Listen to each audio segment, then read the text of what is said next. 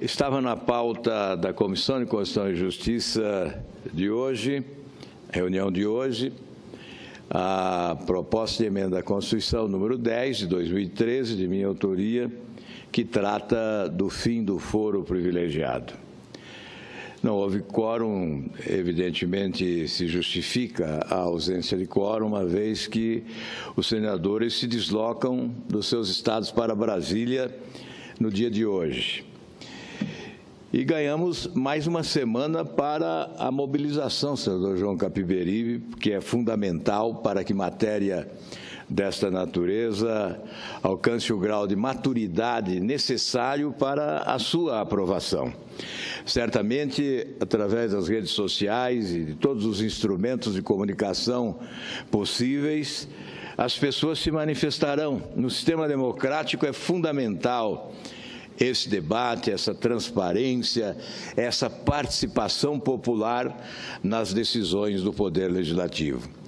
Se muitas vezes erramos, certamente erramos não por excesso de participação popular, mas certamente por ausência da participação popular. É essencial que as pessoas, através dos seus veículos de comunicação, se manifestem num momento crucial para o futuro do país, como este que estamos vivendo. Há um movimento nacional. A população não pede apenas a substituição de umas pessoas por outras na administração pública do país ou no parlamento brasileiro. O que os brasileiros desejam é mudança maior, mais abrangente, que alcance instituições, sim, mas, sobretudo, a cultura política, os métodos de ação, enfim, os sistemas, sistema político, sistema de governança, a legislação com alterações essenciais para que esse movimento de mudança se consolide, se consagre e promova a alteração desse momento que estamos vivendo para um momento em que o país possa realmente se constituir numa nação para todos. O foro privilegiado é uma excrescência. É assim que nós o consideramos. Porque é reprovável, é execrável estabelecer distinção entre uns e outros. Consagrar privilégios que revoltam. Porque haveremos nós, parlamentares, de sermos colocados num pedestal para um julgamento diferenciado em relação aos demais brasileiros.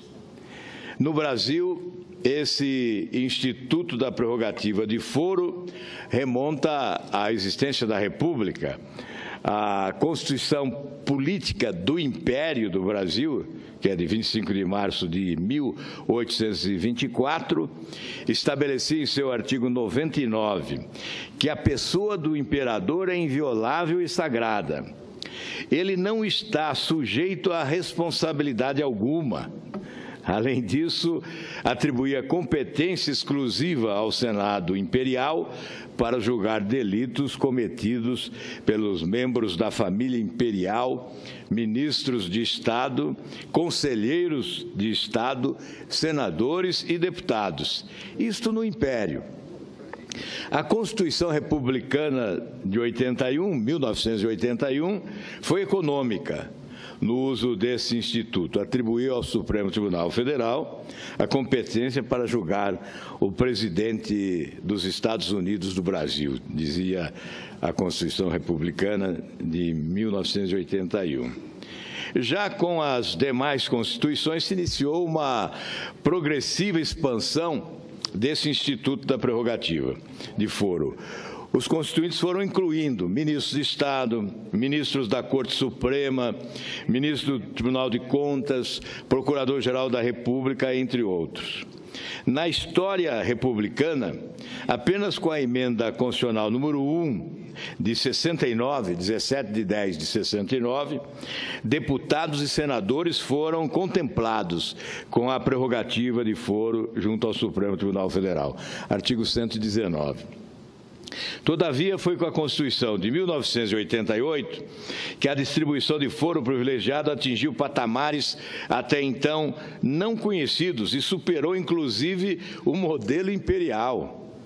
É por isso que o ministro Celso de Mello sabiamente afirmou: a Constituição de 88 republicana tornou-se aristocrática em razão dos privilégios concedidos às autoridades.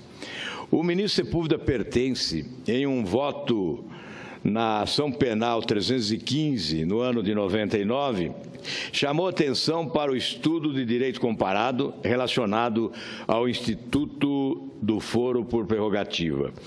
No âmbito internacional, o foro privilegiado como prerrogativa é tratado de diversas maneiras pelas constituições. Todavia, os Estados são econômicos no consentimento dessa prerrogativa e não contemplam parlamentares. Na França, não há previsão constitucional de foro especial para parlamentares. A Constituição de 58 dá ao Parlamento, convertido em Suprema Corte, a competência de destituir o presidente da República em caso de descumprimento de seus deveres. Artigo 68. Mas apenas isso. Na Alemanha, também não existe previsão de foro especial para os parlamentares. O artigo 61 de 49 atribui competência à Corte Constitucional para julgar o impeachment do presidente, em caso de violação da lei fundamental ou outra lei federal. Na Itália, a Constituição também não prevê prerrogativa de foro para os congressistas. O presidente do Conselho de Ministros e os ministros submetem-se à jurisdição ordinária após autorização do Parlamento. O Tribunal Constitucional é competente para julgar o presidente da República. Em Portugal, não há previsão constitucional de foro especial para parlamentares. O presidente da República responde perante o Supremo Tribunal por crimes praticados no exercício das suas funções. Nos Estados Unidos da América, o Instituto da Prerrogativa de Foro para parlamentares também não encontrou guarida constitucional.